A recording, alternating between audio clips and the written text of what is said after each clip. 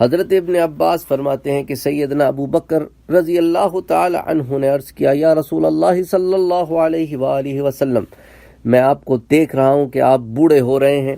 آپ نے ارشاد فرمایا، مجھے سورہ ہود، سورہ واقعہ، سورہ مرسلات، سورہ عما یتساءلون اور اذا الشمس کوورت نے بوڑھا کر دیا ہے۔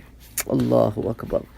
یعنی ان صورتوں میں جو قیامت کے آثار نمایاں ہو رہے ہیں، تو حضور کے تو سارے سر کے بال اور داڑھی کے بال کالے سیاہ جوان معلوم ہوتے ہیں، پتہ ہی نہیں چلتا کہ آپ 60 کے قریب ہیں، جوان معلوم ہوتے ہیں۔ لیکن جب تھوڑی تھوڑی سفیدی ظاہر ہوئی تو حضرت ابو بکر نے کہا، حضور یہ اچانک سفید بال دیکھ رہا ہوں، آپ پر تو بڑھاپا اچانک سے ایک دم سے کیسے آ گیا؟ تھوڑے سے، بالکل 8-10۔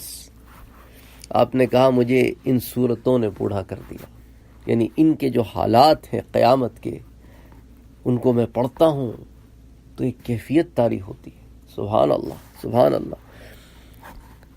تو اس لیے امت کو کیا کہا حضور نے کہ ان صورتوں کو پڑھو اگر تم قیامت کے حالات کو جاننا چاہتے ہو۔ اس لیے ضروری ہے کہ آپ قرآن ترجمے کے ساتھ بھی پڑھیں، اور کوشش کریں کہ ہمیں قرآن کے الفاظ، اور کچھ ایسے ترجمے ملتے ہیں کہ اوپر عربی کا لفظ، نیچے اس کا ایگزیکٹلی اردو کا یا جو بھی زبان آپ بولتے ہیں اس کا نیچے ترجمہ مل جائے گا۔